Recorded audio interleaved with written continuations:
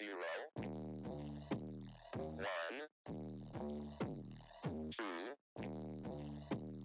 3. Let's get started. Bienvenido a otro episodio de Hypertrophy, un podcast que gira en torno al entrenamiento de fuerza convencional, la nutrición en la estética corporal y otros hábitos importantes como el sueño, el descanso y la gestión del estrés. Todo desde la teoría hasta la práctica. Nuestra misión es reducir la brecha de información que existe en México, aportando un pensamiento crítico y práctico. Sin más preámbulos, comenzamos. ¿Qué tal, chicos? Bienvenidos a otro episodio de Hypertrophy. Chicos, el día de hoy tenemos un tema bueno, muy bueno. Como ustedes saben, acaba de pasar la competencia de Mr. México y pues por ahí nos enteramos de algunas cositas que claro, no vamos a mencionar, no vamos a indagar por ahí porque privacidad, ¿verdad? Tendrá que ser así. Sin embargo, eso me hizo sugerirles a todos que pudiéramos hablar de un tema que creo que puede ser clickbait y también creo que podemos sacarle mucho jugo. Peak Week. Prácticas buenas, malas y desesperadas. ¿Qué es lo que hacen los culturistas cuando se están acercando al día de la competición y tal vez no llevaron la mejor preparación y se desesperan y hacen algún cambio de última hora, ¿no? ¿Qué tan bueno puede hacer ese cambio?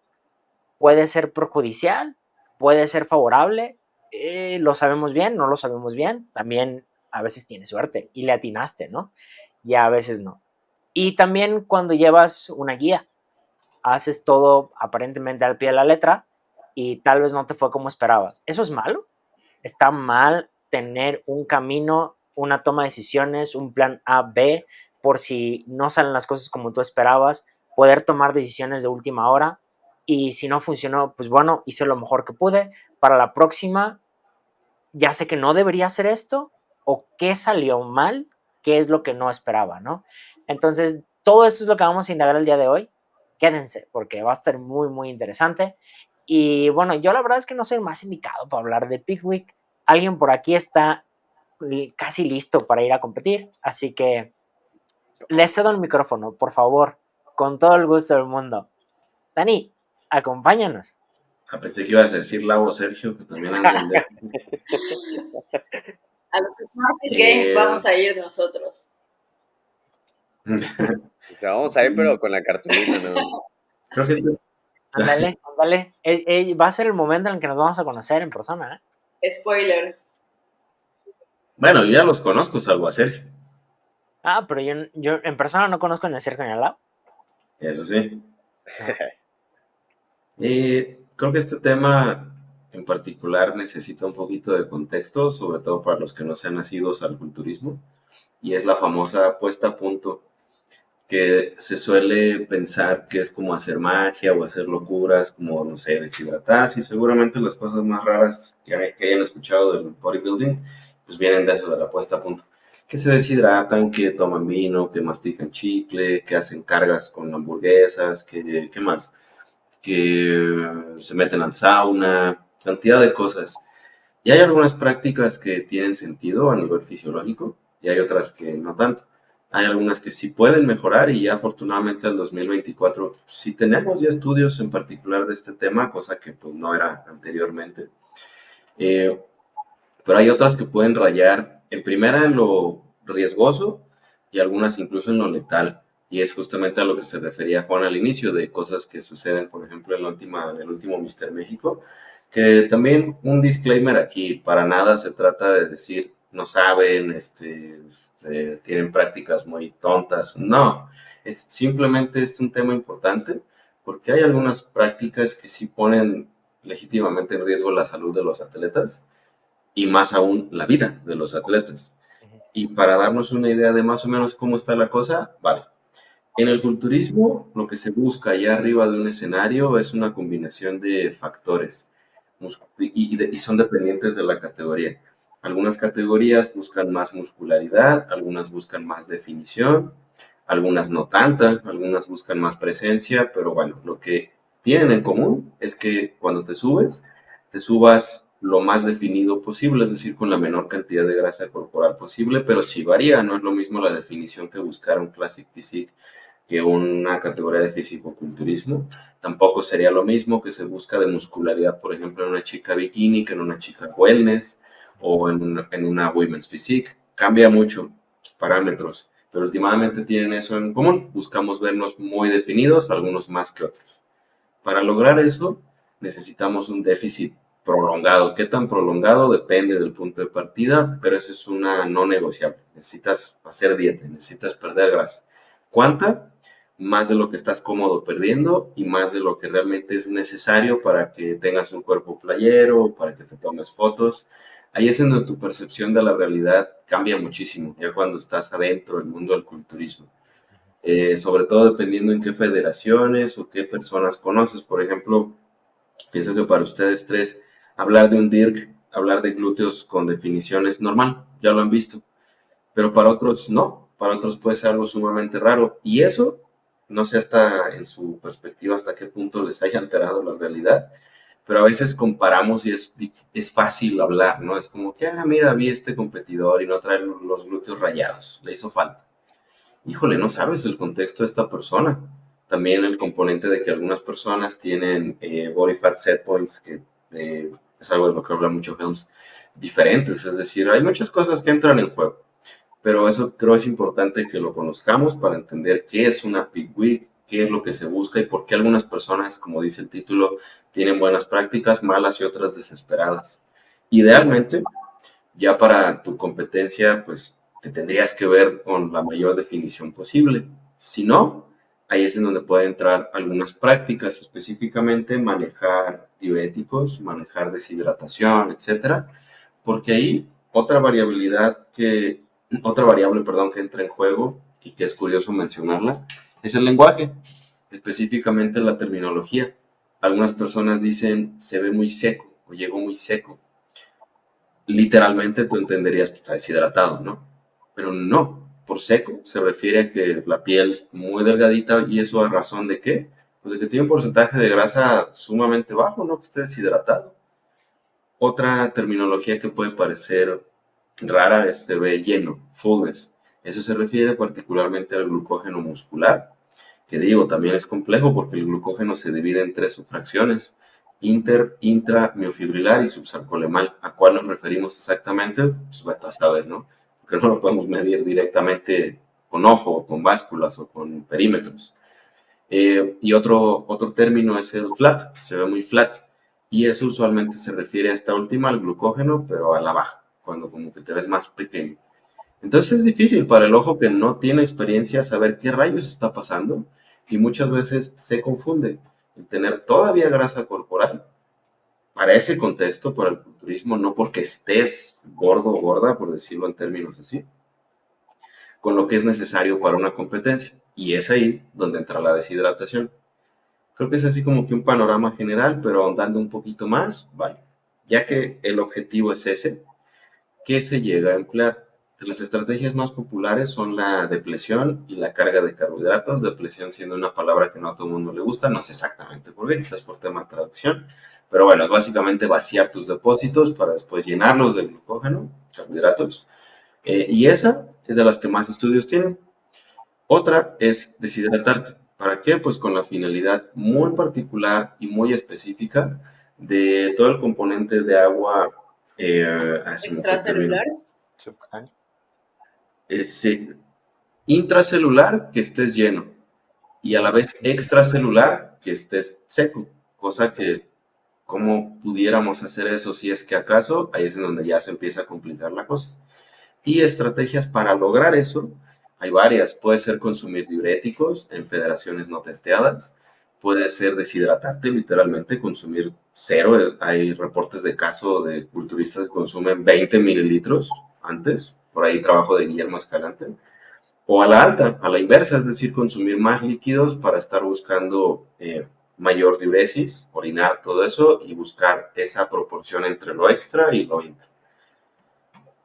Son tantas las variables que es difícil entonces saber qué sí funciona y qué no. Y también algo muy difícil en este tema en particular es que es algo muy, pero muy específico, muy de nicho, que realmente invertir recursos de dinero, de tiempo, de esfuerzo para estudiar estas cosas es muy raro. Y es por eso que estamos bien limitados en la cantidad de estudios que tenemos y en la calidad de los mismos. Y por lo mismo, es que muchas veces lo que le queda a los atletas pues es depender de la experiencia del coach o depender de cantidad de cosas que están lejos de ser evidencia científica. Creo que eso es una buena introducción más o menos para ir identificando qué es una peak week, qué es lo que se busca, qué es lo que se hace y ahora, haciendo uso de eso que comentabas al inicio, Juan, ¿qué es lo que suele pasar? De hecho, hay literatura, hay reportes de caso de culturistas que están en una competencia, tanto de los que yo conozco son federaciones no testeadas, es decir, donde no hay antidoping, que caen a emergencias porque empiezan a tener calambres sumamente dolorosos, algunos colapsan en el escenario, entonces pues vas para emergencias.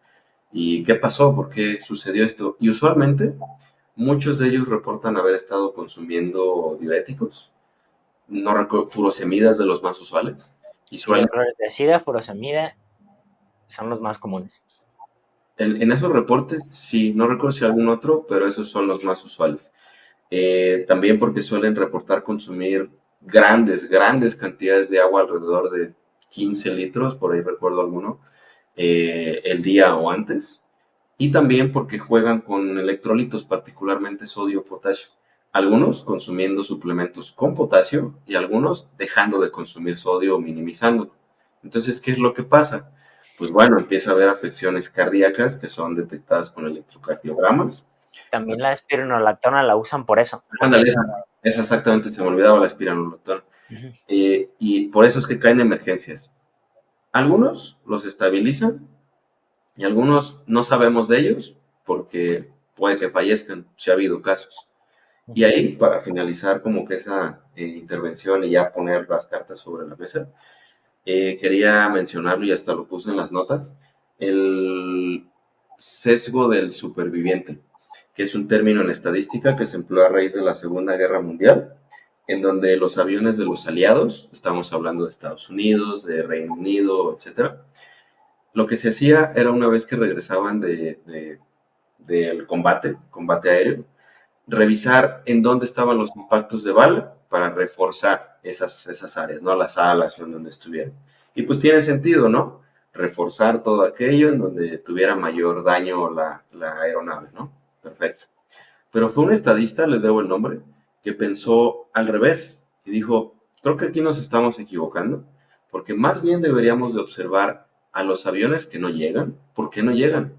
¿En dónde están los impactos? Porque esas zonas en donde están los impactos están más susceptibles al daño y tan susceptibles que no están llegando. Y la aplicación práctica que tiene para la puesta a punto en el culturismo es, en lugar de observar a los culturistas que ganan los primeros lugares o que por lo menos llegan a competir, ¿qué está pasando con los que caen en emergencia? ¿Qué está pasando con los que no logran una buena puesta a punto? ¿Qué están haciendo que se puede mejorar? Y ese es el sesgo del superviviente. En lugar de observar aquellos que sí lo logran, observar casos de éxito, probablemente tengamos más conocimiento y mejora en el mismo en los que no lo logran. Es un tema complejo, sin lugar a dudas, pero creo que es importante que lo conozcamos, aunque no seamos competidores, porque es parte del misticismo del culturismo, pienso yo, toda esta idea de la puesta a punto, de deshidratarse y la cosa, que algunas de estas prácticas, pienso, sí deberían ya dejarse atrás por el riesgo tan grande que implican, porque últimamente, seguro lo han escuchado ustedes, tienen algún conocido, y yo particularmente he escuchado de chicas en su primer competencia para bikini, que ya les metían farmacología, las deshidrataban, diurético. Y es como que, oye, chica, primer competencia, bikini, ¿qué rayos?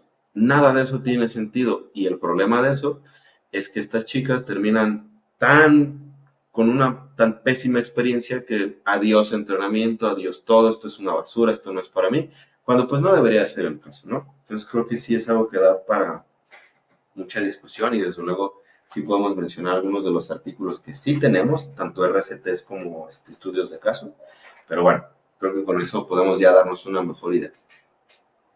Yo creo que ahí, Dani, algo que mencionabas es qué es lo que se espera. ¿no? ¿Qué es lo que se espera de la Peak Week?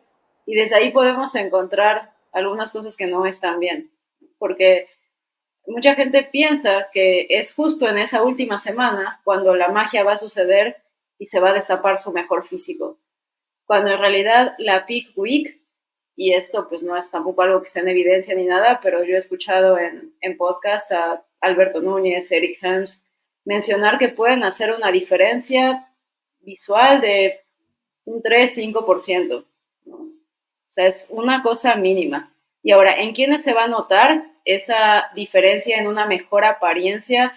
En, como mencionabas, músculos más llenos, la, la percepción de una piel más delgada, más pegada al músculo. En aquellas personas que de entrada llegan a la Peak Week con suficiente magreza, ¿no? Y eso no sucede en una semana, eso sucede en las, esperemos, veintitantas semanas de preparación antes.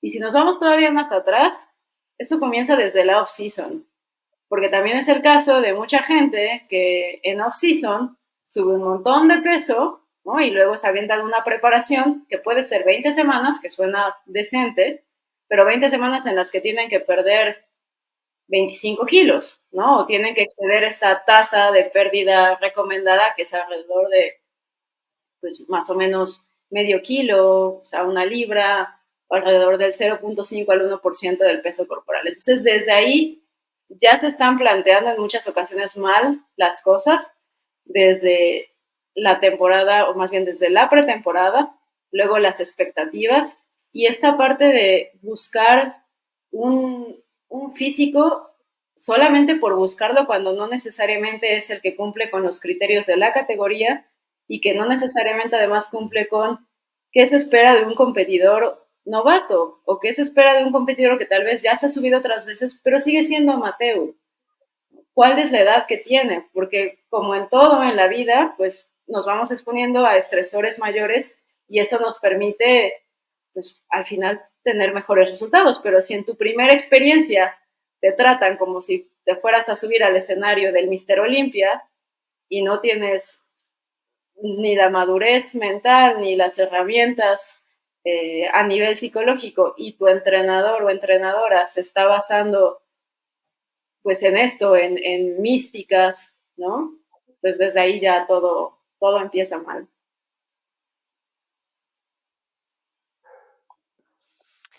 Ok. Bueno, no sé si va a ser que ya te vi las intenciones, ahora sí. Sí, creo que, gracias, Doc. Justo esa parte, ¿no? El pensar, ¿no? Ese pensamiento muy, muy presente en la Peak Week, que es cuando va a suceder la magia, ¿sabes? Cuando es realmente todo lo que hay detrás de lo que comentabas, Lau, esa parte de la off-season, esa parte de en cuántas semanas te vas a preparar, desde qué punto estás partiendo, que realmente es ahí donde estás llevando a cabo toda la importancia del proceso y que si bien, como dices, esa Peak Week quizá puede ayudarte ese 3-5% que al final ya en la competición va a ser algo destacable, ese puede ser el diferenciador, pero no vas a venir a corregir algo que no consideraste desde un inicio, ¿no? Desde ese planteamiento inicial, el tiempo, que realmente va a ser la limitante, cuánto tiempo tienes, que logres hacer una buena planificación y que a su vez, pues es esto, ¿no? En teoría, el mejor escenario sería que ya estés en el punto óptimo semanas antes, ¿no? Muy diferente el atleta que llegue así rajando, así a rajatabla de que, oye, estoy perdiendo lo último que tenía que perder y ya este fin es la compe, a diferencia de alguien que ya llegó semanas previo, ¿no? Que incluso ya pudo hacer un holding, que ya es como, ok, incluso puedo empezar a jugar con la parte de los carbohidratos, ver cómo respondo. Es algo que cambia por completo, ¿no? Porque cómo se va a presentar ya en la tarima, ¿no? Y desde ahí, ¿no? Es como qué tanto le va a pagar en la cuestión mental, que es algo que nunca, nunca se toca, cómo llegan los atletas, ¿no? Podemos tener a dos atletas llegando en perfectas condiciones, pero ¿de qué manera llegan, no? Ahora sí que, ¿a qué costo, no? ¿Qué tanto le sufrió uno y el otro quizá hizo una mejor preparación, una mejor planificación, pudo disfrutar del proceso? Obviamente en el escenario se va a ver completamente esa diferencia y va a ser muy, muy notoria, ¿no? Entonces, sí, que realmente la Peak Week se ha visto como algo que es esta semana donde va a suceder la magia, donde todo se va a determinar, todo, si alguien gana, si alguien pierde, cuando no, realmente está en todo lo que hiciste antes de. Sí, yo creo, mira, yo tengo poca experiencia en preparar atletas y yo no pretendo prepararme yo, por lo menos no por ahora, pero antes, sí me gustaría comentar esto como a una parte anecdótica, antes cuando llegaba alguien y me decía que quería competir, yo siempre pensaba en, primero, de entrada creo que no estoy capacitado para llevarte por el proceso, y entonces les decía, adelante, ¿no? Ve con alguien más, con alguien que se dedica a esto, que conozca un poco más de las categorías, de qué es lo que buscas, etcétera, etcétera. Y me llevaba malas experiencias de entrada, ¿no? Pues al final si tienes pacientes que tienen 6 meses contigo, un año contigo y de repente quieren animarse a competir y pues van y te cuentan, ¿no? Y me estoy preparando así, estoy haciendo esto y yo, ¿pero por qué? ¿No? Y me generaba un poco de conflicto porque decía, es que, o sea, yo siento que no soy capaz y trato de darles como el espacio a los que se dedican a esto y me doy cuenta que tienen prácticas desde mucho antes. O sea, llegan y te visitan y desde que te dicen es que quiero competir empiezas a darles algo. Y entonces la práctica probablemente mala no necesariamente empieza en la peak week. Aunque el centro de la práctica ahorita puede ser la peak week, no necesariamente empieza ahí. Como dice Dani, empiezan a mandarles diuréticos en la primera competencia, eso ya es cerca. Pero también en mi experiencia, desde que los visitan por primera vez, no tienen resultados en el primer mes y les mandan medicamento porque, es que no te fue tan bien. Y entonces te mandan un fármaco para poder tener resultados que esperabas en el mes, ¿no? Y entonces empieza ahí un poco el conflicto. Entonces empiezo a aceptar el ayudarlos en la preparación, pero no en la peak week, porque creo que en la peak week no me siento listo para hacerlo, porque no me encanta el culturismo y no es que no me encante el culturismo, o sea, no es que no me guste verlo, pero simplemente los temas no me parecían tan interesantes hasta que después me metí a indagar un poco más. Y finalmente me doy cuenta que tampoco ellos tienen buenas prácticas ahí cerca de. Y digo, es que qué necesidad. Finalmente me animo y empiezo a hacerlo. Por buena suerte, tal vez así lo veo, las únicas dos personas que se han acercado a mí con las que finalmente acepté, ¿no? Llevé por lo menos un tiempo de preparación de al menos 20 semanas, ¿no? Y fue el tiempo suficiente para estimar cuánto peso queríamos perder, más o menos cuánta grasa queríamos perder, más o menos cómo queríamos llegar listos. En ambos casos, tuve el tiempo suficiente para poder hacer una breve prueba, ¿no? ¿Qué te parece si hacemos esta modificación? No, y bueno, lo hice nada más en uno, es cierto. En el otro no, porque no nos dio tanto tiempo y le dije, pues paciencia, ¿no? O sea, ¿y qué vamos a hacer de estrategia? Espérate, todavía no necesitamos hacer nada, ¿no? Estamos cerca, pero si ahorita manipulas, pues podemos arruinar cosas. Espérate tantito. Por fortuna, la única oportunidad que tuvimos de hacer una fase de carga funcionó, ¿no? Porque eso sí es suerte, no sabes cómo va a funcionar alguien, ¿no? Y aunque está descrito en la literatura que esta es una estrategia, esta es otra, es suerte. Tu primera vez que llegas y le atinas a cuál estrategia de carga te puede funcionar, meramente le atinaste, ¿no? Y con el otro vimos que funcionó la estrategia y la replicamos el día de la competencia. Y más porque la primera competencia en la que entró fue una semana antes y pudimos volverla a hacer la otra semana, ¿no? Entonces nos dio como ese espacio y las dos veces fue bastante buena. Hubo premios en las tres competencias, una de uno de los chicos y dos de uno de los chicos, ¿no? Y pues se siente bien, porque dices, no necesité meter grandes conflictos, ¿no? Pudimos llevarlo relativamente sencillo, la búsqueda es la pérdida de grasa. Nada más, esa es la única búsqueda mientras mantienes tu rendimiento, mientras te sientes bien. No, pero qué estrategia. No quiero meterme a estrategias porque a pesar no las conozco mucho y me da miedo usarlas, ¿no? Entonces como que no me meto tanto, voy a ir un poco más conservador mis primeras veces y pues tuve suerte. Sí considero que sea suerte las veces que haces una carga y latinas. Para mí eso es mala suerte, pero al final es basado en evidencia. Estadísticamente hablando, te puede ir mejor con una, pero no necesariamente sabes que esa va a funcionar, ¿no? Y ese fue un poco mi abordaje, ya hablando como en mi anécdota, ¿no? Mi anécdota, ¿no? Anecdóticamente, así es como a mí me gustaría pensar que la mayoría los lleva. y que usas los recursos a través de una fase de selección de planes, ¿no? Entonces vamos a intentar plan A, plan B, plan C. Y me gustaría pensar que la buena práctica va a ser así. Si no lo conseguimos, ok. Tú, imagina que es tu primera competencia. Imagina que te gusta. Imagina que te quieres dedicar a esto. ¿Cuál es el maldito conflicto? ¿No? ¿Por qué está mal que te vaya mal en tu primera competencia? No tiene nada de malo. Si quieres llegar y decir, es que tengo 5 años entrenando, porque, pues porque hay gente que tiene 20 años entrenando, ¿no? Y que tiene 15 años compitiendo. No podemos ponernos al tú. Es como decir que yo soy igual de bueno que Helms. Obvio no. Él es investigador. Él forma personas en investigación. Él es pro en culturismo natural. No, simplemente yo sigo sus pasos y espero alguna vez poder tener la mitad de experiencia a la que tiene él, pero eso no significa que no puedo intentarlo, ¿no? Y bueno, esa es mi perspectiva. A mí me gustaría que, pero vienen todas estas prácticas alrededor de la gente que está un poco desesperada, ¿no? Y pues es mi primera vez, pero quiero hacerlo lo mejor posible, quiero demostrarles a todos que yo puedo con esto y pasa lo que dice Dani, hago prácticas desesperadas, no sucedió que llegué como quería llegar, pero además no entiendo qué es lo que tiene que pasar, ¿por qué no me veo así? ¿Es por grasa o es por agua de verdad, no? Y entonces, o quieres usar diuréticos para ocultar la grasa, pues no puede, la grasa no se va por los orines, ¿eh? Bueno, sí, parte de, pues, fisiológicamente hablando, es parte de cómo se Ya, pues estás hablando de CO2. ¿no? Pero, pero es parte del proceso al final, pero no es que la grasa per se se vaya por los orines, ¿no? Y Y bueno, si alguien está orinando grasoso, vaya al médico, por favor. por favor. Me Chorreando preocuparía más aceite. eso de...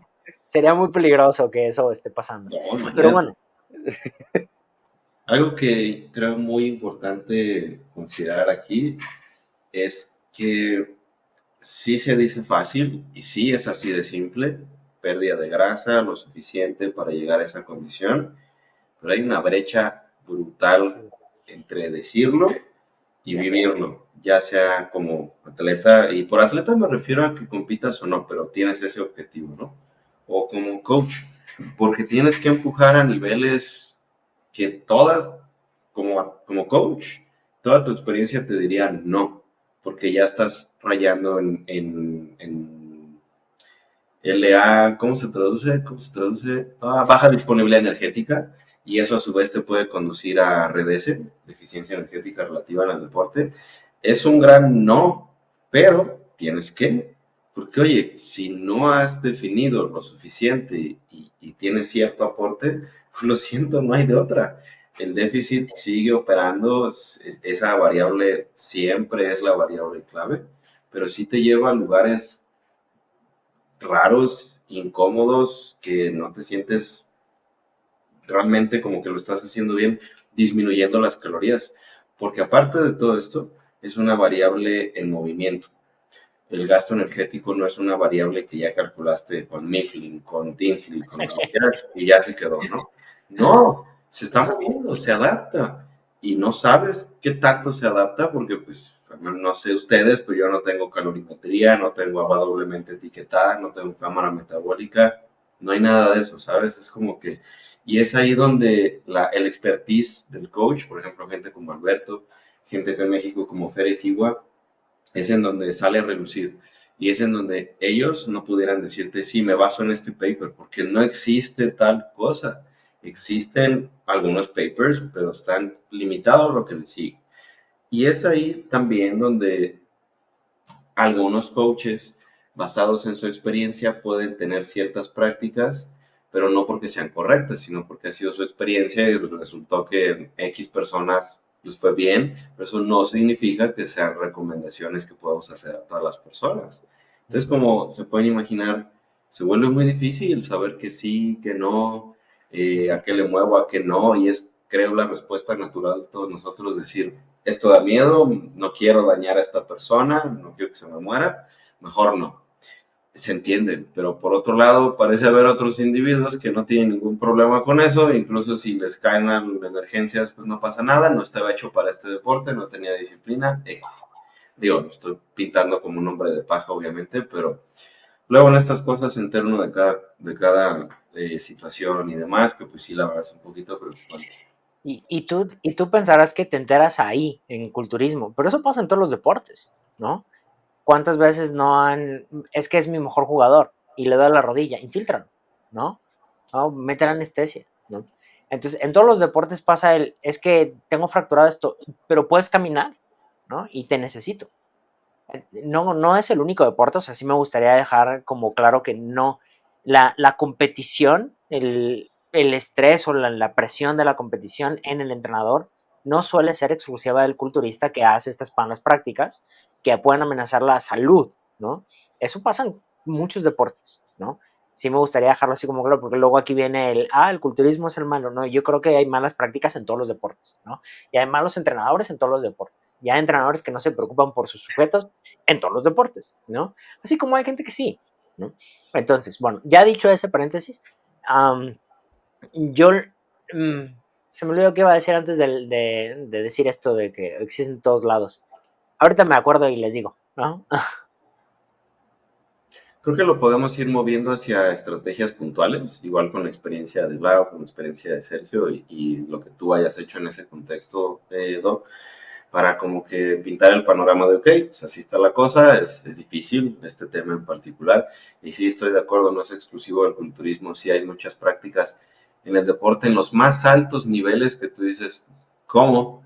Y ahí, de nuevo, el sesgo del superviviente, por eso quise comentarlo, porque no porque una, bueno, dicho de otra forma, muchas personas tienen resultados espectaculares a pesar de sus prácticas y no gracias a sus prácticas. Es correcto. Tan sencillo como eso. Yo siempre, en la institución de alto rendimiento de aquí de México, ¿no? Te das cuenta que los que logran llegar no llegan gracias a su entrenador, que la mayoría cree que llegan gracias al entrenador. No, no, no. Llegan a pesar de su entrenador, ¿no? La libraste. Diosito te ha cuidado. No tienes idea de lo mal que te han llevado. Pero tú, como sujeto mmm, espectacular, privilegiado, que tienes grandes capacidades, lograste tolerar todo esto. Y no es poco, ¿no? Por eso logran llegar a pesar de, porque la genética es el que juega el papel crucial. Y ya, perdón, porque luego me enoja recordar que les vale madre, ¿no? Les vale queso el otro y entonces acaban con la vida del deportista que pudo haber llegado a grandes lugares, pero no llega porque no puede descansar, porque más entrenamiento es mejor, son mejores resultados, ¿no? Y dormir no necesariamente es necesario, ¿no? Y bueno, nada correcto.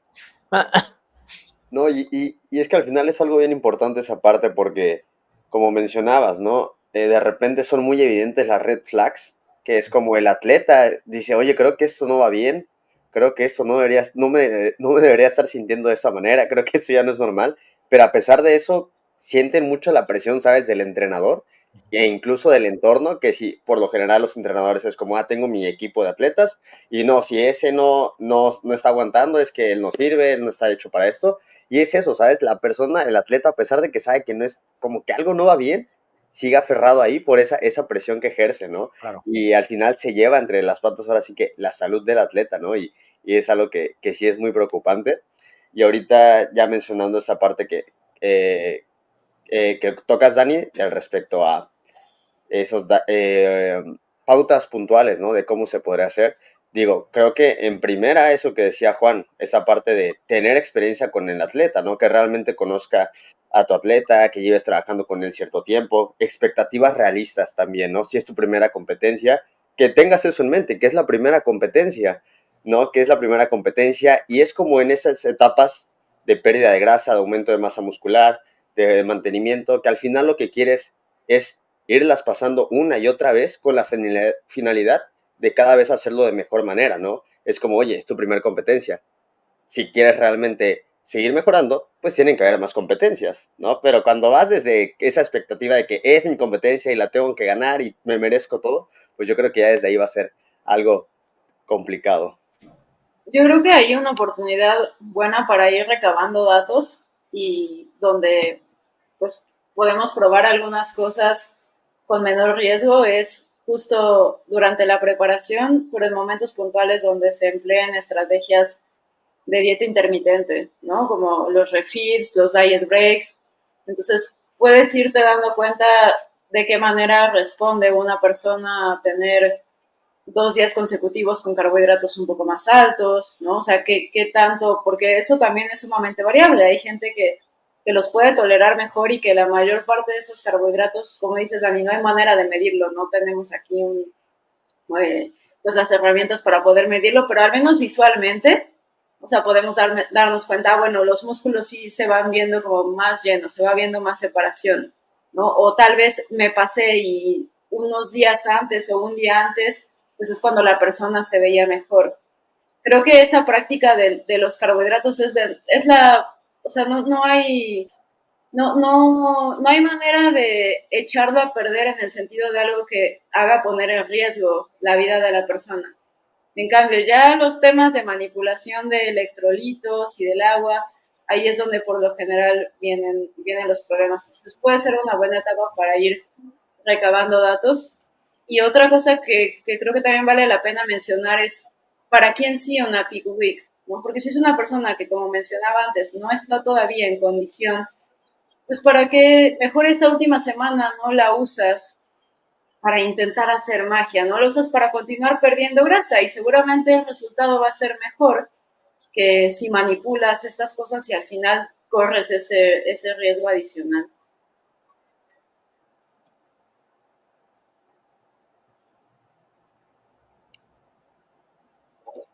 Yo no tengo nada que decir ahorita. Ok, vale, entonces, ¿qué estrategias o qué prácticas puntuales existen? Es difícil porque así como lo comentas, Lau, suena muy sensato, pero ahí el riesgo, pues, tú me entenderás, sobre todo porque estás muy metida en el culturismo, pienso más que cualquiera de nosotros, pudieras verte flat. Ok, sí puedes utilizar como que esas últimas semanas, ¿no? Para pérdida de grasa, pero ¿qué tal que te viste flat? Entonces, pues bueno, ya te vas con eso, ¿no? Y para las personas que nos escuchen y no saben qué es verse flat, pues es verse así como más pequeño, como más compacto, como si tus músculos estuvieran flácidos por algún motivo. Y eso usualmente se explica, pues porque estás con menos cantidad de glucógeno muscular. Entonces ahí, y haciendo segue a la primera estrategia, que es de hecho la más efectiva, con más estudios que tenemos, y por más estudios me refiero como 3 4 la carga de carbohidratos. Ah, La, suficiente evidencia para dar pues afirmaciones. es lo que hay. La carga de carbohidratos históricamente se ha empleado pues, por muchísimos años en la resistencia, en deportes de resistencia para mejorar el rendimiento. Es efectiva, se sigue usando, adelante. En el culturismo se emplea para verte más grande, más full. ¿Funciona? Sí, de hecho, uno de los primeros RCTs de Moraes, 2019, si no me equivoco, lo que hizo fue ponerlo a prueba en una carga de carbohidratos, si no me recuerdo, alrededor de 8 a 12 gramos por kilogramo.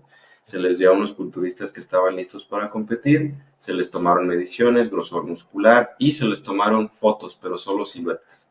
Y esas fotos fueron analizadas por jueces profesionales de culturismo natural para darles puntajes, bla, bla, bla. Y en mediciones objetivas sí incrementó el grosor muscular, y también los culturistas que estuvieron en el grupo de sí carga de carbohidratos tuvieron mejores puntajes. Y oye, ¿por qué siluetas? ¿Por qué no se veía toda la persona? Bueno, pues porque se decidió hacerlo así, porque como eran jueces que ya conocían a varios culturistas para no sesgar sus opiniones, ¿no? De que, sí, ya lo conozco, algo, cualquier cosa de ese tipo, digamos que parcialmente cegando, sí se obtuvieron mejores respuestas. Pasando a un estudio de caso de Chris Baraka, creo que fue cuando obtuvo su carnet pro, no recuerdo exactamente. Él hizo una carga de carbohidratos bastante discreta, moderada, lo mismo, se midió grosor muscular, etcétera. Obtuvo una mejora. El músculo objetivamente estaba más grande, medido con ultrasonido y también medido con perímetros, con una cinta. A la par que los pliegues cutáneos estuvieron lo más delgados posibles durante su competencia o el día de la competencia. Entonces, para no entrar mucho en detalles, ¿funciona cargar carbohidratos? Sí, es una estrategia que podemos seguir implementando y que está aconsejada, es segura. El rollo es, no sabemos exactamente cuánto.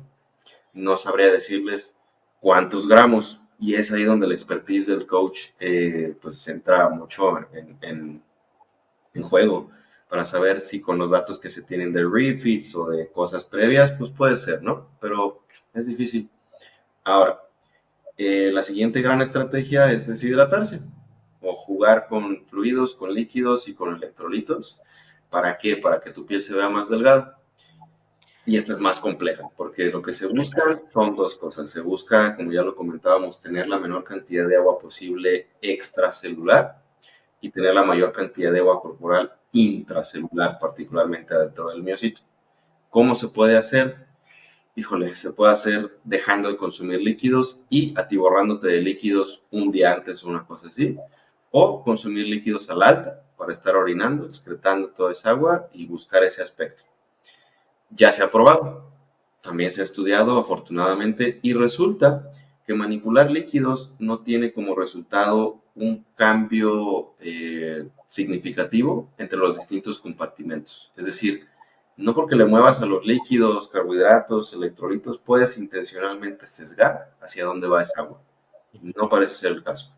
Y por si fuera poco, en ese mismo estudio de caso de Chris Baraka, sucedió que el agua corporal extracelular estuvo lo más alta, así como el agua corporal total, cuando compitió. O sea que va totalmente en contra de lo que uno hubiera pensado.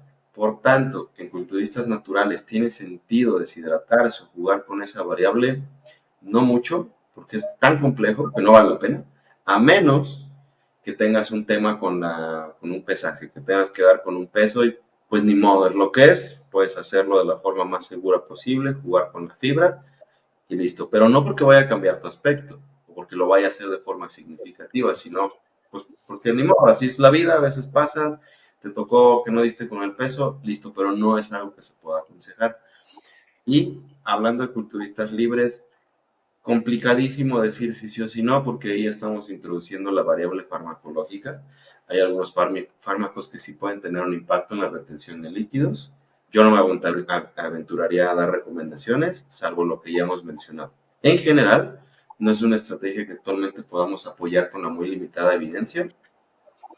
Y si acaso decides aventarte, saber que es muy complejo, no puedes determinar que A ocasiona B y que A ocasiona que B se vea mejor.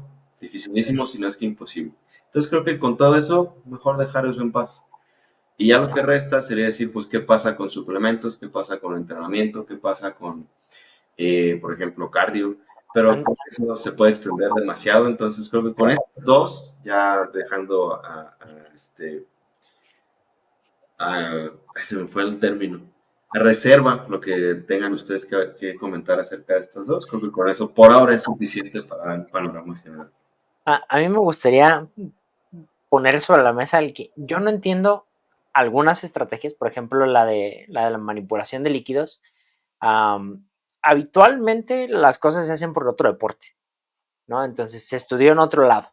Y como se estudió en otro lado y funcionó en otra cosa, lo ponemos aquí. Um, este no es el caso de cómo se tratan de manipular líquidos, pero porque eso viene de la parte fisiológica. Entonces, del estudio fisiológico mecanístico es que se trata de hacer la manipulación de líquidos. Pero bueno, dicho eso, uno de los estudios que muestra que funciona manipular líquidos es de pesaje, ¿no? Es en competidores de algo de lucha, no me puedo acordar qué es, no me acuerdo si es lucha greco-romana, box, no me acuerdo, ¿no? Pero es unos competencia de peso.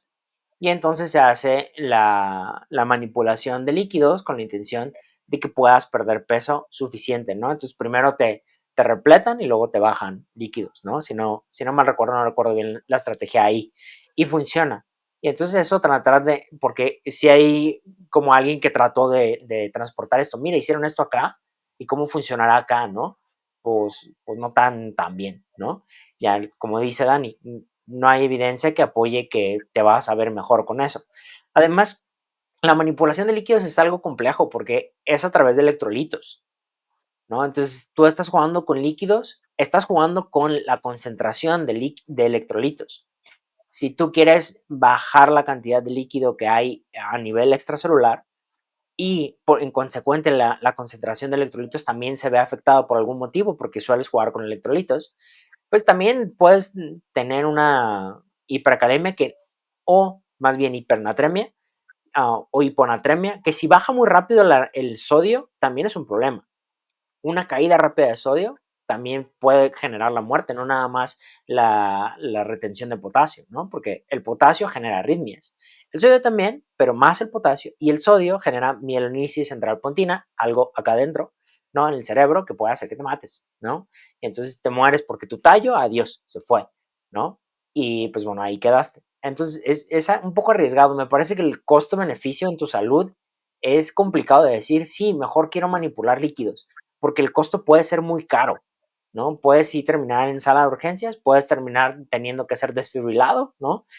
Y además tienen que reponerte y equilibrarte electrolitos, lo cual nunca puede ser rápido, siempre tiene que ser lento por esto, porque una modificación de la concentración de electrolitos rápida puede generar arritmias, puede generar en sí infartos, puede generar alteraciones a nivel del sistema nervioso central, y son muchas cosas alrededor, ¿no? Bueno, quería poner eso sobre la mesa. Creo que hay cosas que deberías poner en consideración a la hora de decir, ok, ¿qué estrategia voy a hacer? Que, como dice Dani en algunas ocasiones, que sea segura. O sea, no estamos diciendo en ningún momento que son saludables. Estamos diciendo son estrategias que son relativamente seguras, porque al final estás en un punto donde ya estás cruzando esa línea de salud, de enfermedad, por decirlo así, pero también lo haces controlado, ¿no? Es un riesgo que sé más o menos cómo te vas a comportar en este contexto y después sé cómo regresarte a otro estado. O sea, no es permanente, ¿no? Es un riesgo calculado, por así decirlo. Pero mientras más variables manipules, es menos calculado. Y entonces, si quieres jugar con electrolitos, con líquidos, con carbohidratos, ¿qué funcionó? ¿Quién sabe? ¿No? Pero aquí dicen que hagas esto con la espirulolactona, que consumas más sodio, ¿no? Digo, más potasio, y además que juegues con los carbohidratos, una front load, ¿no? Y entonces haces todas. ¿Qué funcionó? No sé. Y eso complica las cosas, porque por regular, piensen ustedes que nos están escuchando, piensen un poco en el método científico. Si quiero saber en mi individuo cómo mi individuo responde, tengo que manipular la menor cantidad de variables posibles. Y entonces, si manipulo una variable y esa variable veo que no funcionó, ya sé que esa variable tal vez no me conviene manipularla la próxima vez, pero ya manipulo otra, ¿no? Y voy jugando con las variables para saber qué variable es la que puede funcionar. Pero mientras más juegues con las cosas, pues menos vas a saber qué estás haciendo bien. Y si te va bien, puede haber sido suerte, ¿no? Y ya. Y tiene mucho sentido, ¿no? Si vas a implementar alguna estrategia, alguna variable vas a modificar, pues es eso, ¿no? Que realmente no sea generar un cambio drástico de lo que venías haciendo a que de repente vas a mover muchísimas piezas. Y a mí algo que me genera muchísima duda, y estaría muy chingón, Dani, que nos lo pudieras compartir, es, imagínate, a partir de tantos papers que lees en cuestión de nutrición, de entrenamiento, demás, los grandes exponentes con los cuales entables esas conversaciones y que ahora vas a estar tú ahí en la tarima y vas a llevar a cabo ciertas estrategias, de qué manera es como, mira, me voy a enfocar en emplear en estas piedras grandes y soy consciente que hay muchas otras cosas más variables, pero yo creo que con que le preste atención a estas, voy a lograr llegar en un buen punto, que es lo que está considerando Dani, llevándolo de la teoría a la práctica y en carne propia. Primero, pedir ayuda. Todo el proceso de pérdida de entrenamiento, sin broncas, sé que tengo la capacidad de hacerlo. Ya lo hice, tuve una pérdida de más de 10 kilogramos en prácticamente todo el año, manteniendo el rendimiento. Entonces creo que con esa parte me quedo satisfecho. Sin embargo, ya para llevarlo a donde quiero llevarlo, al menos independientemente del lugar en competencia, lo que tú quieras, es como que pues intentarlo. No tengo el conocimiento a pesar de esas conversaciones y papers y lo que tú quieras porque siguen siendo teóricas. Aquí es en donde se necesita alguien que ya haya estado ahí, que ya haya reunido datos con el mismo, con sus atletas, y en este caso pues yo recurrí a Fer Equiwa de Gym Rats, porque pues bueno, ya tiene la experiencia. Entonces ¿Cuál es el énfasis número uno? Lo mismo, el déficit. Sin embargo, aquí se vuelve tricky porque ya no podemos emplear fórmulas, ¿sabes? No puedo yo buscar fórmula para culturistas. No, es como que, ok, tengo que hacer uso de mis datos que tengo de pesajes, de cómo he respondido a los refits, cosas que solo yo tengo con mis datos, ¿sabes? Entonces, pues bueno, esa es una. La siguiente, de hacer protocolos que se puede hacer cargar carbohidratos como si fuera un refit y listo. ¿Para qué? Pues para no llegar totalmente fundidos y consumidos. Y ya, eso es básicamente todo. Creo que se puede resumir paradójicamente y probablemente no sea la respuesta que esperabas, pero creo que en lo primero, saber decir hasta aquí, ya no sé exactamente por dónde darle. Creo que necesito apoyo de alguien más. Y en segunda, comprender que, ok, la variable clave sigue siendo la misma, pero en función a todo eso y lo que implica el individuo, digamos que todo lo holístico del asunto, es cómo modificar el entreno para procurar a una recuperación cuando estás con calorías ya muy bajas, cómo seleccionar ejercicios, cómo todo este tipo de cosas ya en prácticas, pero no cambia el enfoque, ¿sabes? No cambia nada de eso, es ni hacer magia, es solo seguir exprimiendo lo más que se puede exprimir y listo. Pero también ceder un poquito la batuta cuando es necesario y sinceramente eh, quizás pequé de confianzudo, de aventármelo yo todo hasta este punto, pero sinceramente lo quería vivir, ¿sabes?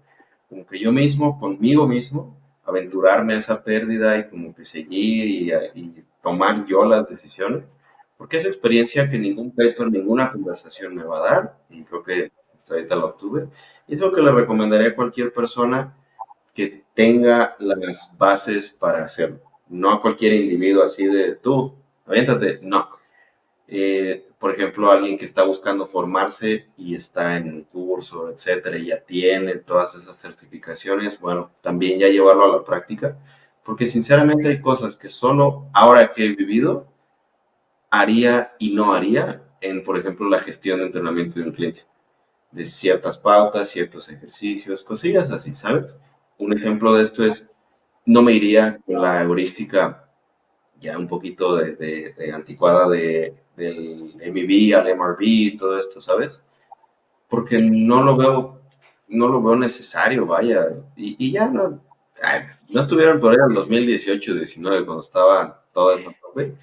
Que ya el propio Mike sé que no es algo que haría tal cual, literalmente como en esos años se postulaba, pero creo que eso es solo con base en, pues, hacerlo, en vivirlo, ¿sabes? Pero fuera de eso, creo que esa sería mi respuesta. Damn. Yo creo, como lo dices, Dani, cuando dices a sujetos que están preparados, que tienen la base, es una base muy grande, ¿eh? No es, no es tan fácil decirlo, Dani. Tienes un nivel de preparación muy, muy alto y te animaste en este punto a hacerlo, ¿no? ¿Y sabes por qué te animaste apenas? Y apenas dices, creo que puedo llevarlo hasta un punto y no puedo todo solo, es porque sabes lo difícil que es, ¿no? Y sabes todo lo que hay alrededor. Y creo que si piensas que hiciste nutrición, la carrera de nutrición, y piensas que tienes las bases, ¿no? Es tu primer año que vas saliendo, quieres meterte a competir, ha disminuido tu estrés, no estás listo. Consigue ayuda. Todavía no, ¿no? Porque necesitas muchos años, muchas pláticas, como dice Dani, para entender la calma que debes tener en la toma de decisiones. Lo más difícil es eso, la calma de voy en el camino adecuado, incluso si no se ha movido la báscula, porque aquí sí esperas que se mueva la báscula, ¿no?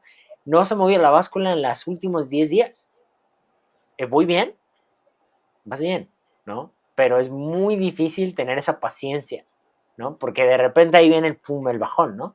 Y sí toca, pero bueno, creo que no, pero bueno, creo que más o menos logro expresar como el mensaje. La base no es tan fácil como decir, sé de nutrición, sé calcular macros, sé tener fórmulas, es tener más allá las pautas de cómo vas a gestionar fatiga, de cómo vas a poder hacer que sea más llevadero para ti tu nutrición, ¿no? Que estás en déficit y que puedes mantenerte todavía en estas cosas son no negociables. Tengo que repetir mis conductas hoy, mañana, pasado y hasta probablemente una semana antes de la competencia va a cambiar algo, ¿no? A menos que sean muy breves, por ejemplo, una semana de refit, ¿no? O de diet break, algo así.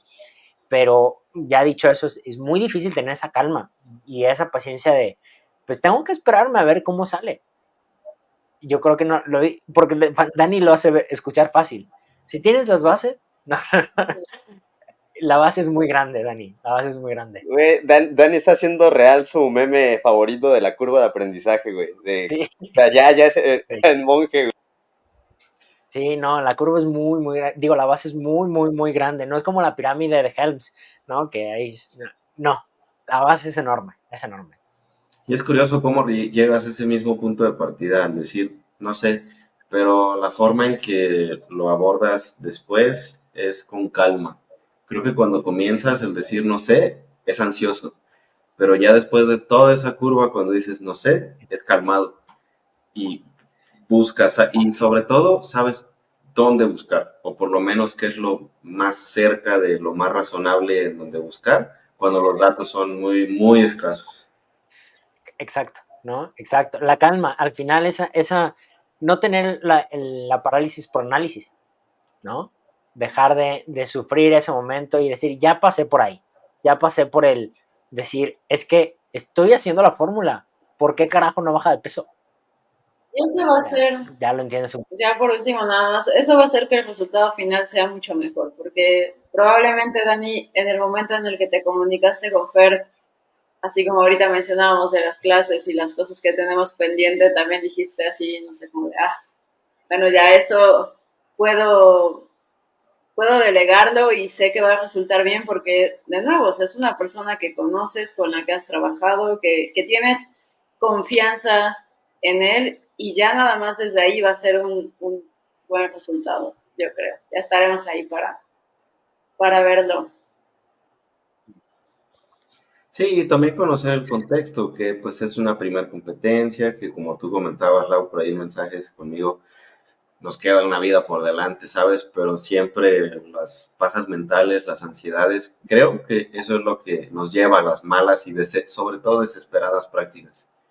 Y es en lo que no queremos incurrir, que curiosamente, y ya suena un poquito más poético, incluso como que el saber mantener la calma, o por ejemplo, por ahí hay una analogía de Thich Nhat Hanh, de Sigue un monje, que ya en paz goce, me gusta mucho todo lo que comentaba, es por ejemplo en la tormenta, una muy mala idea pues, es subirte a la cima de un árbol, ¿no? En lo que pasa en la tormenta. Y a lo que se refería con eso es, por ejemplo, cuando estás ansioso, preocupado, no sabes, lo peor que puedes hacer es subirte a la cima y quedarte ahí cuando está pasando la tormenta. Lo mejor que puedes hacer es bajar un poco, respirar, es enfocarte en eso, en donde estás ahora, en donde está tu cuerpo, mientras pasa la tormenta y después continuar con lo que estabas haciendo. Eso es a lo que se refiere más o menos. Y lo mismo acá, en lugar de quedarte enfrascado en tu cabeza, en decir, no, cortar líquidos, 100 calorías hoy, sabes, todo este tipo de cosas, take it easy. Una manzana menos, ¿Una qué? una manzana menos. No, hombre, deja manzana, voy a quitar todos los carbohidratos. No, ya es, y el estrés te puede jugar chueco por la retención, una bola de nieve. Una bola de nieve. Muy bien, chicos, menos de una hora. Menos de una hora, perfecto. Muchísimas gracias a todos por escucharnos. Espero que haya sido de mucha utilidad este podcast donde Dani dio toda la parte académica, nosotros nada más dimos nuestro punto de vista y anecdótico, ¿no? Gracias, Dani. Muchísimas gracias por Ustedes, por tu participación y pues nada, que tengan un excelente inicio de semana porque va a ser puros lunes cuando estemos publicando esto. Así que chicos, no olviden dejar sus comentarios. Por favor, nos puedan ayudar, déjenos sus comentarios, díganos qué opinan, les parece que son buenos los capítulos, que tal vez podría mejorar algo, déjenlo abajo y pues por ahí se le pueden picar por accidente a 5 estrellas, se lo agradeceríamos un montón. Hasta luego chicos, bye.